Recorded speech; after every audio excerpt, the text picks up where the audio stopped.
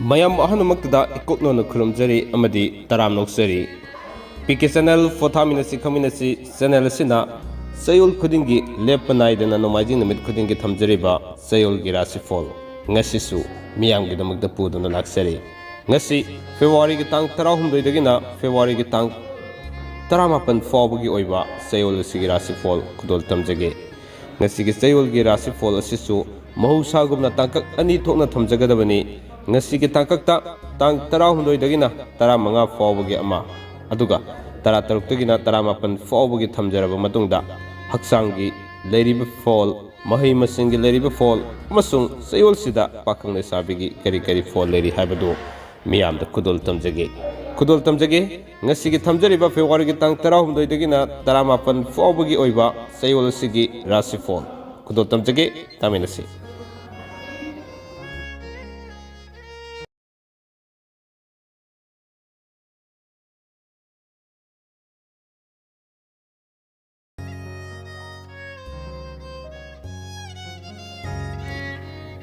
fare dudi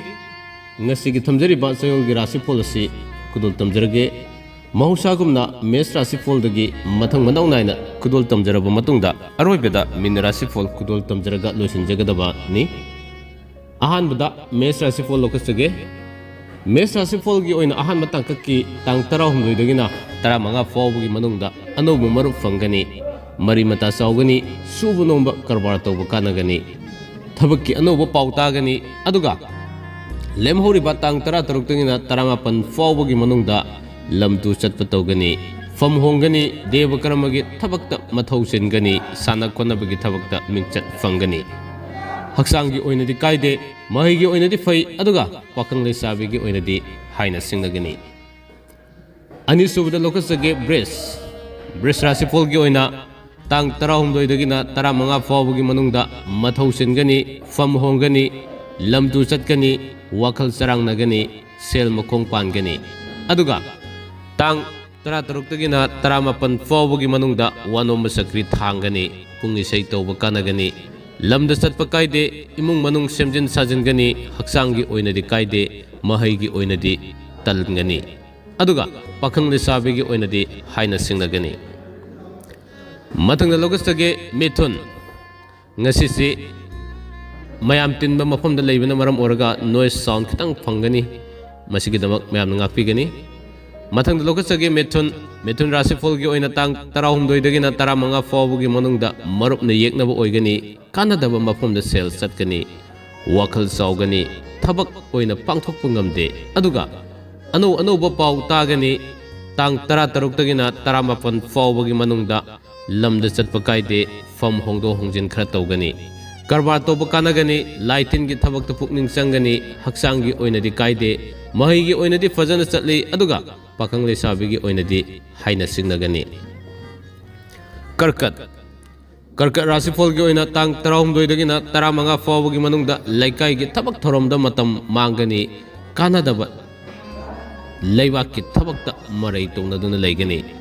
fam hongani wanom sakri thangani aduga tang 16 dagina 18 fawbagi manungda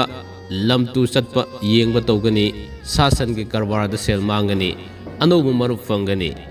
haksangi oinadi kaide mahigi oinadi talli aduga pakhang lesabigi oinadi muknagani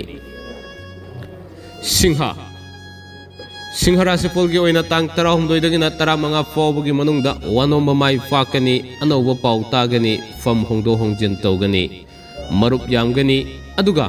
tang 16 dagina 18 fawbagi manungda lamda chatkani sasan gi karbarda kanaba watli sana konabagi thabak lela drama gi thabakta mingchat fangu haibalai aduga haksangi oinadi kaide mahigi oinadi fai pakang lesabigi oinadi thungnagani mathangda lokasage kanya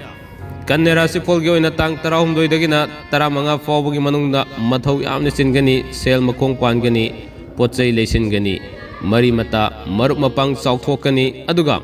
tang 16 dagina 18 fawbagi manungda fam hongdo hongjin khara leigani lamda su chatkani lila drama yawba sana khonabagi thabakta mingchat fangani haksangi oinadi kaide mahigi oinadi fai pakang lesabigi oinadi thungnagani mathangda lokasage tulla Tula Rashifal gi oina tang 12 dagina 15 fawgi manungda sel macit chatkani wakhal sagani suna mewa tagani wakhal sagani wanoma sakri thangani aduga tang 13 dagina 18 fawgi manungda lamda chatpa kaide anoba marup fangani mathau chingani haksangi oinadi khwang khara nungairoi mahaigi oinadi kaide pakhang le sabigi oinadi muknagani mathangda lokasage Basic Rashifal gi oina tang 12 dagina 15 fawgi manungda mingonda lekhiba sel lan fangani aduga mina sel thaurugani sel makong pangani anoba marup fangani fam hongani aduga tang 13 dagina 18 fawgi manungda lamtu satpa thoina kaide imung manung semgat sagakani pungni sei tobo mingchat fangani Sangagi karbar da sel mangani haksangi oinadi khwang khara nungairoi mahigi oinadi ningma thungde aduga pakhang le sabigi oinadi muknagani mathang da lokasage dhanu Rashifal gi oina tang 16 dagina 15 fawgi manungda sel makhong pangani anoba marup fangani pochai lepsingani lamda chatkani wanoba mai fakani imung manung semjin sajingani aduga tang 13 dagina 18 fawgi manungda sasan gi marida sel satkani sana konabagi thabakta mingchat fangani karbar saukhali haksangi oinadi kaide mahigi oinadi sakri thangi pakhang le sabigi oinadi thungnagani mathangda lokasage Makar Rashifal gi oina tang 16 dagina 15 fawgi manungda anoba marup mari mata fangani karbar saukhali fam hongani panduna lerakpa sel fangani tang 13 dagina 18 fawgi manungda pungni sei toba mingchat fangani dev karmagi thabakta pukning lupkani anoba marup fangani haksangi oinadi kaide mahaigi oinadi fajana satli pakhang le sabigi oinadi thungdagani mathangda lokasage Kumba Rashifal gi oina tang 16 dagina 15 fawgi manungda sel thum fangani panduna lerakpa lan fangani anoba marup yamgani mari mata saugani laitin gi thabak pukning sangani lamda satpa kaide aduga tang 13 dagina 18 fawgi manungda fam hongdo hongjin khara tawgani wanoma mai fakani aduga imung manunggi oiba potlam kayada posai lepsen mangamgani masagi mafamda ningma thungma khara watkani haksangi oinadi kaide mahigi oinadi fajana chatli aduga pakang le sabigi oinadi thungnagani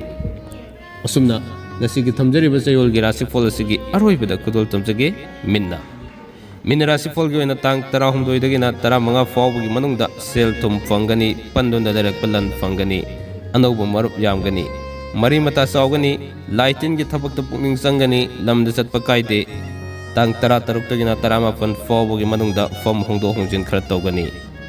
wanoma mai fakani imung manunggi oiba pot lepsingani masagi mafamda ningba thungba watkani haksangi oinadi kaide mahigi oinadi fajana satli pakhang le sabigi oinadi thungnagani